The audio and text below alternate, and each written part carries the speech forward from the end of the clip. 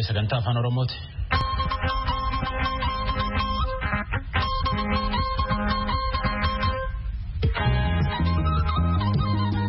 Antaam caqasuu jirtan tuni qophii guyyaa boqonnaa lamaaniiti. Sanbata lamaan caamsa 2-3 bara 2020 Ansoraa Lafeeti. Waan dhiyootan hojjanna tokko irra deebineeti sanitti himna.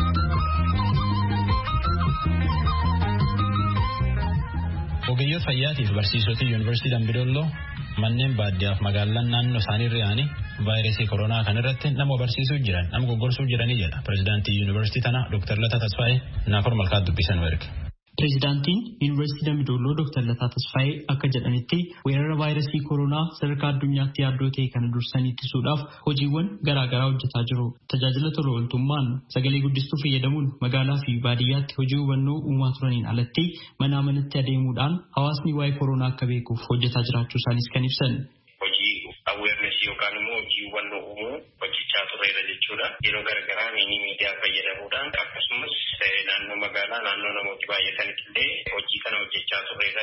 Dabalataan garuu keessumaa yeroo ammaa kana manaa manatti ogeessota fayyaa qabnu fayyadamuudhaan manaa gara manaa deemuudhaan namooti awarenessii maatii gara 1,000tti siqanii gara aanolee 5 keessa deemanii hubannoo kana uumaa jiru jechuudha. Kuni gaanga'ame godinni keenya yoo xiqqaate aanolee 12 kan of keessaa qabu. Isa kana kabarii gochuudhaaf irratti yuunivarsiitiin baajata mataasaa ramadee hojii gurguddaa hojjetaa jira jechuudha. Magaalaa Dambidolloo fi aanolee Qillee Wallaggaa kanneen biroo keessattis tajaajila geejjibaa kennaa jiraachuu dubbatanii jiru Dr. Lataan. Konkolaataa bilisaan uummataa dhiyeessuudhaan konkolaataa kana keessatti immoo bilisaan dhiyeessuu qofa otoo hin taane konkolaataa kana keessa hojjettoota fayyaa nama ramaduudhaan yeroo hundaa kan dabareedhaan hojjetan baasota 6 magaalaadhaaf raadiyesii magaalaarraa jiran gara 5 kan ta'aniif gargaarsa kennaa jira jechuudha yuunivarsiitiin Dambidolloo. Magaalaa keessatti kan hojjetan 2dha, 4 immoo magaalaadhaa aladha kan hojjetan. Baasota kanatti dhimma bahuu maaliif barbaaddan? Dhukkubni kun yeroo baay'ee walitti tuttuqaadhaan yookaan walitti dhiyeenyaan yoo xiqqaate namni tokko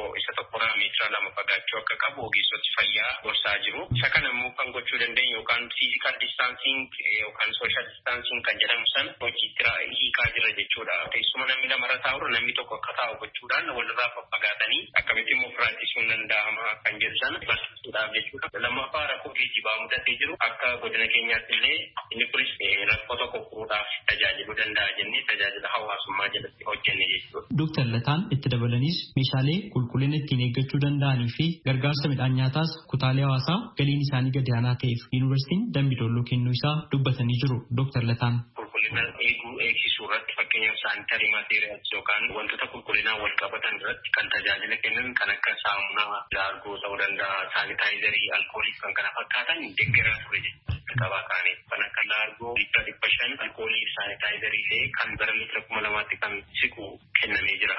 Distribiit ta'ee jira. Amma garuu yuunivarsiitiin Dambidolloo saamunaa kana soofii oomishaa jira. Saanitaayizarii kanaaf kan kana fakkaatan barakiinaa saamunaa kanaan ditarjenti warra jedhaman hunda oomishaa jirra. Isa kana immoo liitira 2,000 hanga liitira 15,000tti kan ta'u oomishuutti jira jechuudha. Inni kunis maal ta'a jechuudha itti fufiinsaan aanolee wanti kun hin qaqqabne gargaarsi kun hin qaqqabne geenye akka gargaarruuf yuunivarsiitiin Dambidolloo baajata miliyoona 5 ramaduudhaan hojii gurguddaa hojjetaa jira jechuudha. Inni kun qaama gargaarsaa keessaa isa tokkodha jechuudha. Garuu dabalataan immoo uummata harka qalleeyyii ta'an sa'aatii kana mana keessaa ba'anii hojii hojjechuu hin danda'an. Beekamu namoota hedduun gara manaatti ol deebi'anii jiru. Kan guyyaadhaan jiraatan guyyaa hojjechuudhaan jiraatanii jiru. Namoota harka qalleeyyii kana gargaaruudhaaf nyaata gara 200,000 binnee kenninee jira jechuudha. Hojii hubannoo uumuu sun amma uummata keessatti jijjiirama fidee jira. Hojii hubannoo uumuu sun jijjiirama guddaa fideera jechuun dandeenya dhugaadha. Gara jalqabaa namooti baay'ee waanuma akka dhukkuba cimaatti fudhatanii ni ilaalle garuu erga barsiisnee booda jijjiiramni jira. Haa ta'u iyyuu malee wanti nuti ajajamnes immoo jira keessu walitti dhiyeenyaan deemu wal dubbisuun yeroo tokko meetira 2 irraa fagaataa yeroo jedhamu namooti bakka tokkotti kurfaa'anii 10-15 ta'anii fa'aa yeroo isaan bakka tokko ta'an bakka tokko turan fa'aa yeroo akkasii hin argama. Ammayyuu hojii gurguddaa irratti hojjetame ammas hubannoon sun cimee itti fufuu qabaadha kan jedhu barbaadu. Akka carraa ta'e naannoo Dambidollootti waa'een koronaa kun kan ka'u yoo ta'e namni shakkame yoo jiraate dhibeen kunis kan mudachuu danda'u yoo ta'e yuunivarsiitiin qophii akkamii godhe? Qophii mataa keenyaa gochaa jirra. Dabalataanis immoo hospitaala Dambidolloo wajjin ta'uudhaan hojii gurguddaa hojjechaa jira jechuudha. Fakkeenyaaf kan namni shakkame turuu danda'u isolation center yookaan quarantine center warra jedhaman qopheessinee akka yuunivarsiitii keenyaattis qopheessinee jira. Keessumaa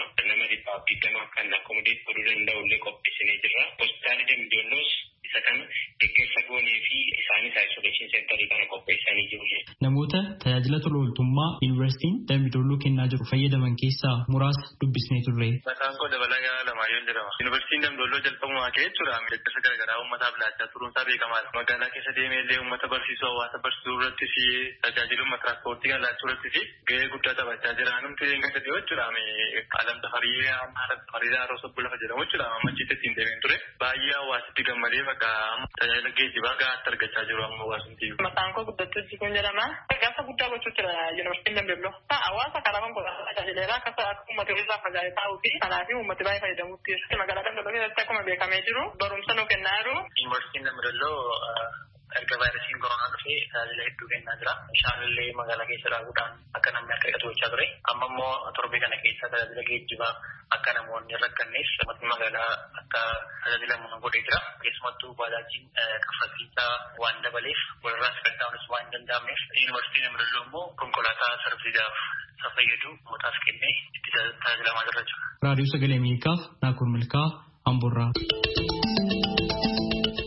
Vaayirasii koronaa addunyaa baafa kan irratti nama qombeekuuf qabuun wal qarqaaruun jira. Waasuun tafarraa waan harkatti keeyyataniitiin dhib kanaan ofirraa dhowwuufa danda'an gloves hojjedhee jedhe. Waasuun armaan durallee dorgommii gugurdoo waa uumanii hojjetan 10 dorgommii 3 moo'e. Sahaay Daamtootti waasuun dubbisee tan nu erge.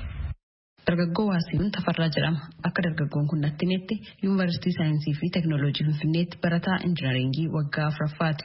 Barataan kun hojiin isaa idileen barnoota hordofu yoo ta'u, barnootaan cinatti hojiilee kalaqaa adda addaa hojjechaa akka jiru kan ibse. Hojii kalaqaa kanas barataa kutaa 9ffaa ta'ee eegaluusaa dubbata. Gara kalaqaatti kan dhufeef rakkoorraa kan ka'e waan hedduu waan barbaadu isaan saniin guuttachuu waan hin dandeenyeef isaan san guuttachuudhaaf baadiyyaarraan kaasee teknooloojii kalaquun jalqabe. Baadiyyaan gaafa barannuutu wannoon ibsaan hin jiru ture. Carraan an qabu yaaluun ture. Achiin baadiyyaatti yeroo kuraajiidhaan dubbisnu fa'a bakka dungootti bakka buusee wannoon hojjedheen ture. Ibsaa isa ampooliidhaan ifu hojjechaan ture. Waasiin hojii kalaqaa wayita hojjetu rakkoo dhuunfaasaa bu'uura godhachuu kan himu piroojektota 10 ol hojjetee piroojektota 3 tokkoffaa bahuudhaan badhaasa sadarkaa naannoo fi biyyaalessaatti argachuusaa ibseera. Yeroo baay'ee teknooloojiin kan xiyyeeffatu hojiilee rakkoo ilaaluurraa kan ka'edha. Naannoo ani itti baradhee taarikee baasu ture. Faalamni qilleensaa baay'eedha. Faalamni qilleensaa immoo ijaan ilaalamuu danda'a jechuun rakkoo inni fidaa ture keessaa harri abjaataa gogiinsa keessa ture. Roobni hin jiru. Sababbiin isaa immoo mukni baay'ee ciramaa ture. Naannoo isaanii duraan bosona baay'ee ture. Mukni ciramuu sababni inni guddaan araqee kana baasuudhaaf. Namoota baay'eetu araqee kana baasa guyyaatti. Kanaaf tokkoffaa irratti isa renewableedhaan kan fayyadu jechuudha. Yookiin ibsaa elektirikii fayyadamee araqee akka baasan kan godhudha. Innis cirama bosonaa hambisuu kan danda'u. Lammaffaa irratti kwaalitiin itti oomishan sun garaagarummaa qaba ture. Garaagarummaa isaanii akka sirraa gochuu irratti teknooloojii bal'aan hojjedheen ture. Oromiyaa irratti hojii hojjedheen tokko ibsaa mana keenyaa moobaayilaan ibsuu balleessuu kan danda'u teknooloojii hojjedhee akka Oromiyaatti badhaafameen ture pirezidaantii Lammaa Magarsaa irraa yeroo sanitti akka biyyoolessaatti yeroo 3 naannoo ani itti baradhee taarikee baasu ture. Isan dhiyeesseen ture isaanis badhaafamaa ture. Yeroo sanitti Piraayim Ministeriin Hayilamaariyaam ture. Sagantaa guddaa akka biyyoolessaatti al takka qophaa'a Naashinaal Saayinsii fi Teknooloojii Awwaardii isas argadhee lammaffaas yeroo san Ministeerri Saayinsii fi Teknooloojii Piraayim Ministeerii ammaa Dr. Abiyyi ture. Teknooloojii isa balaa tiraafikaa to'achuu irratti nan hojjedheenis badhaafamaa ture. Ammas dargaggoon kun ittisa weerara vaayirasii koronaa irratti ummataaf waa gumaachuun qabaa jechuun meeshaa haguuggii harkaa bakka bu'ee namoota fayyaduu danda'u ogeessota fayyaatiin ala nama kamiifiyyuu tajaajila kennuu danda'u hojjechuusaa dubbate. Meeshaan kun haguuggii harkaa yookiin gilaavii bakka bu'ee namoota tajaajiluu kan danda'udha. Warroonni ogeeyyiin fayyaa haguuggii harkaa fayyadamanii immoo bakka haguuggii harkaa yookiin gilaaviitti fayyadamnutti meeshaa kan akka fayyadamnuuf. Haguuggiin harkaa hojiiwwan hojjetu meeshaa kana hojjechuu dandeenya. Fakkeenyaaf namoonni haguuggii harkaa kan fayyadaman balbala banuuf, makiinaa saaquufis ta'ee liiftii yennaa tuqnu, bishaan yennaa bannu, wannoonni namni biraa tuqee yeroo akka hin turneef kan haguuggii harkaa fayyadamu. Waasiyuun yeroo meeshaa kana boocee hojjetu rakkoo dhuunfaa isaarraa yookaan ammoo wanna ittiin ittisa vaayirasii kanaa tuttuqqiidhaan darbu kan irraa ittiin of eegu bitachuudhaaf humna dhabuurraan akkasumas immoo gara maatii isaa godina Arsii Lixaa aanaa Arsii Nagallee galuudhaaf haala mijataa dhabuurraan akka ta'e ibseera. Anis piroojeektii kana naan jalqabu gatiin haguuggee harkaa dabaluurraa kan ka'e. Kan biraa immoo yoo meeshaa kana gannee haguuggee harkaa yookiin gilaavii kanneen yeroo gannu bosona irratti ta'ee lafa Speshaalee faalama biyya irratti gahee olaanaa qaba. Hanqina haguuggee harkaatiin uumamuunis manneen yaalaa dhaabachuu danda'a, hojii isaaf rakkachuu danda'u isa hambisuurraa kan ka'edha. Dhukkuba koronaa qofaaf osoo hin taane dhukkuba birootiifis haguuggeen harkaa barbaachisaadha.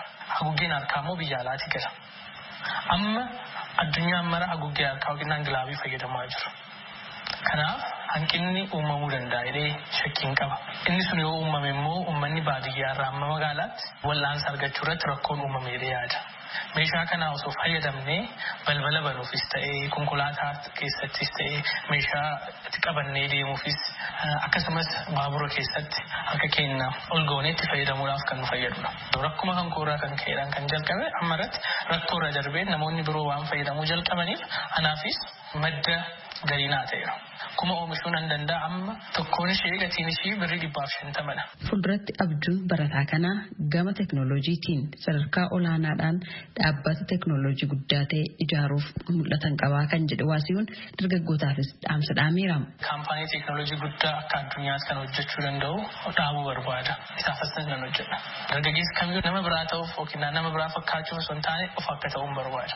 Gorsa ogeeyyii irraa laatamuuf ogeeyyii fayyaa irraa laatamuuf guutuma guututti hojiirraa oolchanii dhimmi isaanii dhukkubicha irratti osoo hin taane of eeggachuu irra ta'ee kaayyoo isaanii dhiisuu osoo hin taane sababa kanaan namoonni hedduun kaampaaniin hedduun abdii isaanii kutanii taa'uu osoo hin taane dargaggeessi akka kennaa biyyoota Afrikaa kanneen homata akka hin qabnu abdii kutachuuf.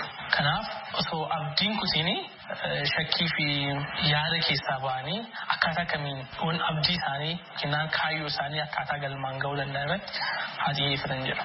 Namni kamiyyuu wayita rakkoon tokko mudatutti yeroo kenneef yaaduudhaan rakkoo sanaaf furmaata barbaaduun gara carraatti jijjiiruu danda'uun barbaachisaadha jedhe Waasiyuun gaaffiif deebii raadiyoo sagalee Ameerikaa waliin taasiseen. Gabaasa raadiyoo sagalee Ameerikaatiif Tsahaay Daamtoo Finfinneerraa. Baala roobeet keemikaalii vaayirasii koronaa balleessuu danda'a jedhane liitira 18,000 magaalaa keessaaf geejjibatti bibiifan. Akka bulchiinsi roobee obbo Abdullaahi Abduroo jedhetti hojii kana godinallee walumaan hojjechuu jiran. Warra gardhibii roobee dhufellee dhiba kana qabaachuuf dhibaachuu isaanii qorqorachuu jiranii jedhu. Muktaar Jamaaliin nu erge. Dhibee koronaa kana xiqqeessuudhaaf akka magaalaa keenyaatti hojiilee gurguddaa hojjetamaa jira. Akka magaalaa qofaatti osoo hin taane akka godinaatti qindoomnee namoonni keebii rakkoo qaban yoo argaman ta'uu taate iddoo isaan turtiis ta'uu danda'u qopheessineerra. Yuunivarsiitii Madda Walaabuu keessatti qophaa'eera. Olmoos gara siree 251 ta'u namoonni meeshaa barbaachisan nyaataa fi uffata dabalatee akka qophaa'u ta'eera. Hospitaala Roobee tajaajila kana qofaaf akka ta'uu danda'u firii goonee dhimmoonni keessatti guutamuu qabu. Meeshaaleen tokko akka guutamu ta'eera. Naannoon godina Baalee naannoo namoonni heddumminaan gama biyya alaa karaa seeraatii fi seeraan alaatiin illee itti deemanidha. Biyyoonni garaagaraa ammoo lammiilee Itoophiyaa gama biyyaatti deebisaa jiraachuun isaanii illee ni mul'ata. Namni haaraan karaa imala deemeetiin dhufu gama biyyaa gaafa deebi'u to'annaa taasiftan irratti fa'aa maal wanni yaadame jira?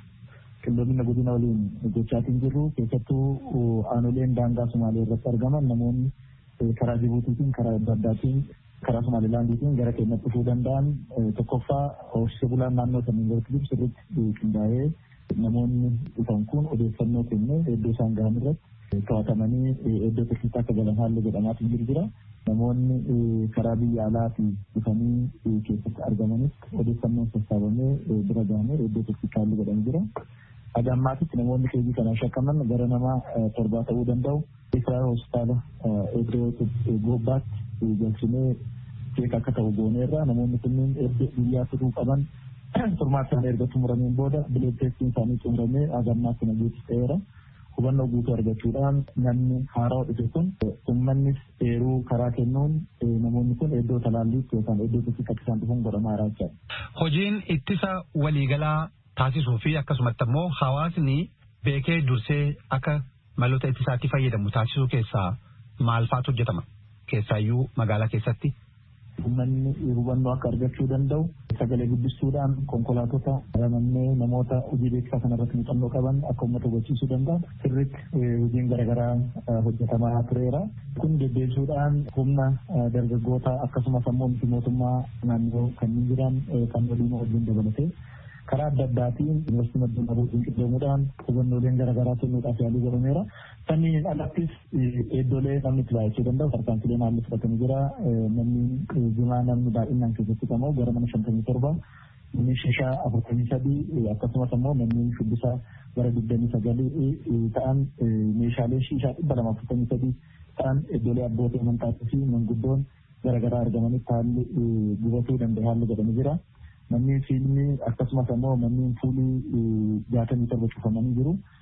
Manneen dhugaatis gara 27 ta'u cufameera. Kanneen ala manneen amantaa magaalaa keessa jiran hunda keessatti hubannoo uummataa uumneen guutuun isaanii cufamanii jechuudha. Gama biraatiin gabaaleen keessatti namni iddoo tokkotti akka baay'achuu hin dandeenye istaadiyoomii keessas dabalatee iddoo gabaa garaagaraa gooneera. Qorsa adii wajjin wal qabatee karaa guddaan magaalaa keessa jiru kun konkolaataan baay'ee fi miilli namaa irra deddeebi'a. Inni xiyyaarri kun gara keemikaalaa liitira 18,000 ta'uu danda'u qaamolee garaagaraa wajjin qindaa'uudhaan fannoo diimaa wajjin hospitaala roobee wajjin qindaa'uudhaan har'a kan biifamaa oolu ta'uu isaati. Tajaajilee akkasumas ammoo konkolaattota magaalaa keessa socho'an hunda isaanii biifuudhaan uummanni keenya hubannoo akka argachuu danda'u hojiin bal'aan hojjetameera. Kanneen cidhattis akaakuuwwan garaagaraa midhaan gargaarsa nyaataatis ta'uu danda'u bal'aan walitti haalli qabamaa jiru jira jechuudha. Kanneen alattis immoo meeshaaleen fayyaa kanaaf ta'uu danda'u kan biiroo fi federaalaan deeggarsaan kennan innistool ta'aa jiru. Kanneen ala sadarkaa magaalaatti waan hojjetamuu qabu godina wajjin achi keessatti dallaa garaagaraa hojii baasuu namni jireenya doktorootaatii fi akkasumas ammoo dhibamtoonni kunneen eessatti yaalamuu danda'anii jiru kun hojiin bal'aan kan hojjetamaa jiru ta'uu isaati. Vaayirasiin koronaa tamsa'iin isaa akkaan hammaataadha. Mootummoonni hedduulleen to'achuu dadhabaatiin jiru. Isa kana irratti tola ooltummaa fi hawaasni wal gargaaruun baay'ee murteessaadha. Maal barbaaddu? Maal dhaamachuu barbaaddu? Midhaan nyaataa fi dhimmoota garaagaraa ta'uu danda'u gargaarsa manneen amantaa akkasumas ammoo warra tola ooltotaa fi abbootii qabeenyaa irraa walitti qabuudhaaf hojiin yaaliin bal'aan haalli godhamaa jiru jira. Haa ta'uutii gargaarsi walitti qabne kun gahaa waan hin taaneef carraa kanaan kadhaamsuu barbaannu tola ooltonni gargaarsa kana gochuu barbaadan dhibeen kun yeroo as gaheetti rakkoon garaagaraa dhufuu waan danda'uuf gargaarsa tola ooltummaa kun keessattuu bileewwan keenya diyaaspooraan biyya alaa jiran sochiileen tokko tokko haalli isaan gargaaruudhaaf naannoo isaanii godinaa fi magaalaa jalqaban jira. Kun itti fufuun baay'ee barbaachisaa ta'a jechuudha. Uummanni keenya harka qalleeyyiin turtii mana kana keessatti rakkoo kanaaf saaxilamuu danda'a waan ta'eef yoo xiqqaate namni keenya nyaataaf saaxilamuu akka hin dandeenye kun cimee karaa hojii tola ooltummaa kanaan cimee gochuun baay'ee barbaachisaa ta'a. Koreen tokkos dhufee haalli nu dubbise jira. Olmost kaka'umsii fi yaadni amma jiru baay'ee gaariidha. Haa ta'uutii fuud istookii qabaachuun dirqama ta'ee dhufaa waan jiruuf keessattuu meeshaa nyaataa fi dhiqannaa ta'uu kun gargaarsi ammas abbootiin qabeenyaatii fi dhalattoonni naannoo keenyaa biyya alaa jiranis kanarra deeggarsa kan godhan ta'uu ta'a isa gammachuun eegaa jirra jechuudha. Obbo Abdul Jaliil Abdurroo kantiibaa bulchiinsa magaalaa Roobee gaaffiif deebii waliin taasiftaniif maqaa dhaggeeffattoota raadiyoo sagalee Ameerikaan hedduu isin galateeffanna. Isinis galatooma.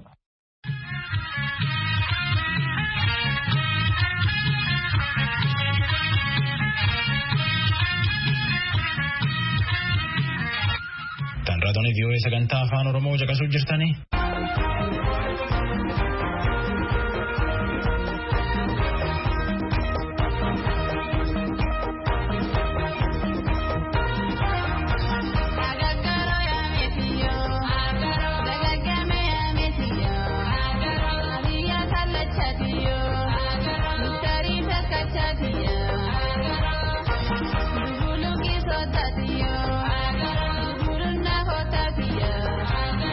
Guruna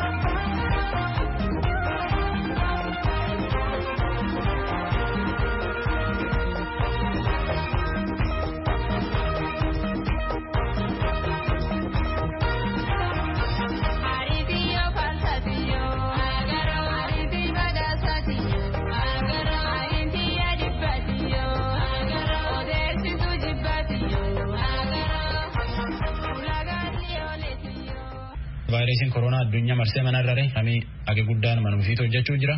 Nulleen hojjettooti fi afaan Oromoolee manneen keenya Washington DC, Virginia fi Maryland jiru qophiitan isanitti himuutti jirra.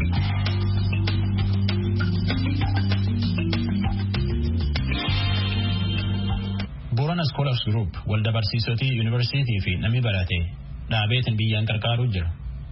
Waan vaayirasii koronaa kanallee baadiyyaa fuula hedduu keessa yaa'anii nam barsiisuu jirraa jedhan. Fuula gariitti namni akka dansaa nam caqasa.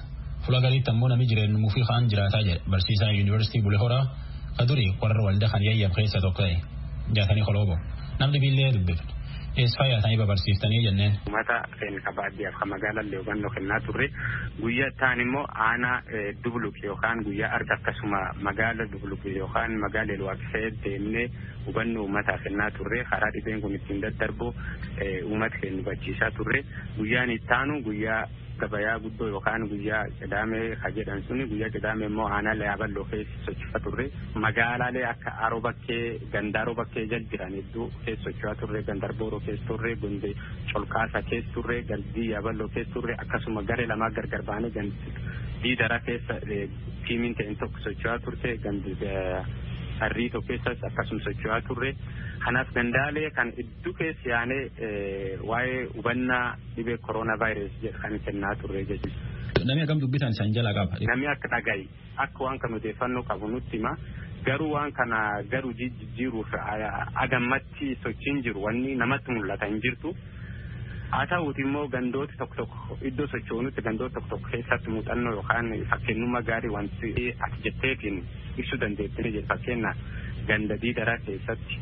Diidii Aballoo keessatti fakkeenyummaa gaarii argita. Uummatummaan baadiyyaa haa horii fi tiffatu haa muka caccaasaa dura ejju keessatti yeroo inni bishaaniif saamunaa waliin kaayeetiin waan kan akka namni dhiqatu namni ollaa isaa seenaa akka dhiqatu yeroo tolchaniin garraam gandi Diidii Aballoo keessatti fakkeenyummaa akkasii garree jirra. Akkasuma gandi Diidaraa keessalleetti ollaatti gorsummaa haraan jirutti iyyuu aadidhanii odoo gara ollaa hin dabarree harki dhiqadhaa yeroo jedhan garree jirra. Hawaannatti mootorii yookaan makiinallee taasisin gara ollaa angorri waan sun akkasii duraatti hidhanii bishaan immoo achi ejjanii aadi sun immoo gaafate bishaan sun dhiqatti dura buusanii makiinallee taanaan mootorillee taanaan miilallee taanaan gise sun si dabarsan malee akkanumatti dabruu hin dandeessu. Laaffinni iddoo tokkotti mul'ata keessumatti naannoo Aroo Bakkee Arbooroo Isuuf kaawwatti qabee uummati akkuma durii kaan wal keessiyaa akkuma durii dhibeen kun seesseffachuu waan jedhan tokkollee hin jirti. Dhiyoo tanaa torbaan tokko kan keessatti sochiin makiinaas ta'e namis bifum durii taaniin itti fufuu jira. Hubanna nami duraan qabullee waan gad buusu jiraati. Akkuma durii walta bahee nyaatee dhuguu jira. Tiraafikaa wal qabate sochii namootatti wal qabate sun ol ka'uu waan jirtu fuulduraa fi wanni kun soda guddoo waan nam geessattuu mul'achuu jira.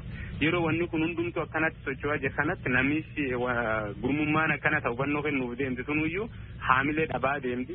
Hubannaan nama laafaa deema gaafa immoo keesiin kun mul'achaa deeme waan hedduutuyyuu walti laaqamaa deeme jechuun waan keesiin kun yoo mul'ate iyyuu nama hedduu galaafataa deema waan taateef haalli ammatti deemaa jiru kun haala dhibeen kun akkaataa inni itti babal'achaa jiruuf akkaataa itti manaajimentiin isaa yeroo ammaatti tolfamaa jiru kun kan waliin arganne jechuudha. Jaatanii Koloobo barsiisaa yuunivarsiitii Bulee Horaati. Jaatanii Bonayyaa barataa yuunivarsiitii Adaamaati. Yoo hedduu waan vaayirasii koronaa kanallee dubbata. Hin barreessallee. Waan durii dhagayeef waan amma walitti qabee nutti hime. Wanni namni hubatan akka gara Boorana kanatti duriyyuu iman keessatti wanni akkana dhibee jaarkon qabatanillee nama dabru. Haa hafuuraan waan cufaan dabru. Yaa'anii raajii Booranaa haasaree rogoosaroo isaanii yaayyuu himanii amma wantoonni guutamee dheehu fuulaar wal fuudhaa kana Booranii guddum hubate kanaa. Kaan ammoo waadaa xeennaan bullaa laftee dhufannee haseesseffachaallee guddoo waan jirtuufi akka silaammaan akka biyyatti gargarii fagaattee waan biqilaa fi akka sila gara ta'uu mala haali ta'a. Waan jedhan akka dansaa guutuutti hin jiru jechuu jirta. Fakkeenyaaf gabayaa argite fa'aa fuula argite natti hin fa'a. Lafa iddoo jaadirra deemanii namni waan jedhanii kanayyuu haseesseffatu guddaa. Fuula ammoo mana akka sassoo mana akka caatii dudduubaan duraan cufanillee dudduubaan namni itti baafata fuula kanaan goomicha hin qabu. Tadhibiin ammoo namni guddoo wal heedda daanda lafa keenya lafa armaachi kan cufaini gaafa namni galhundi kadhofate daangaa illeen kanuma hamma tokko arganii qaba illeen kanuma lafti galloo fuula kakkaatiin seenachumaan dhokate taa'uun nama tokko lamtaasee jira namni ammoo ginam kan qabate gara waan gara sibitaala geessu irralleetti akka dansaawwannoon jirtu lalleessitu ammoo namni bira wabitachuuf yoo yaa'u filatuuf illee filaduu filatuu gurgurdoota akkuma haa walitti yaa'u.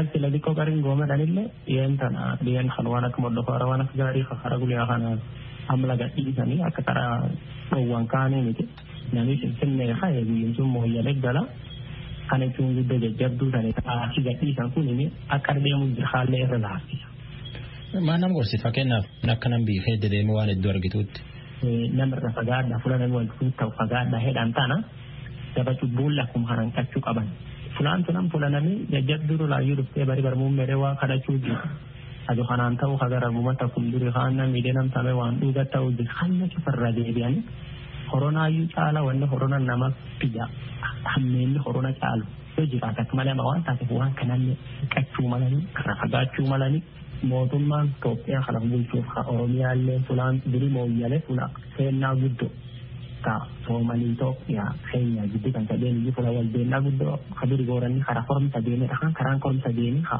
intimela yang tak kemo yale guddawa ni derre harriti nama yaitu kana tabat dalbalti nama yaitu kana tabat follow nama yaitu kana tabat tu kana barakunamo laboratory koranno jijjigale sa ibe corona kana lalam pula kan jirachu kap umate woni umate karayi hospital kam khawiya tu fammo yanne bulirtu ibena dadda gammoji hakona dali beti tena kolera yang kanto ida fula ikirtu pun makin kawasa ya tanafuyu koranno laboratory magal mo center umat hancufa umat yang dafetatu nama mantan tubusu juhanammu abamza boranati activist hamza boranat orme khayde dente tiyo argitu amna miyo ak wal khaysiya ya ulamo odu qabdun in corona kana nami akam mana argite mana daget wa amerikana absora heddu galatone kasmasti radio america galatoma wanni nu hubata jirru wanni nu arga jirru akka qabatama biyya keenyatti hedduudhaan saadha namni shufii kallattii hundaan dhaamsa dabarsaa jira garuu wanni guddoon dhaamsi kun hagam hojii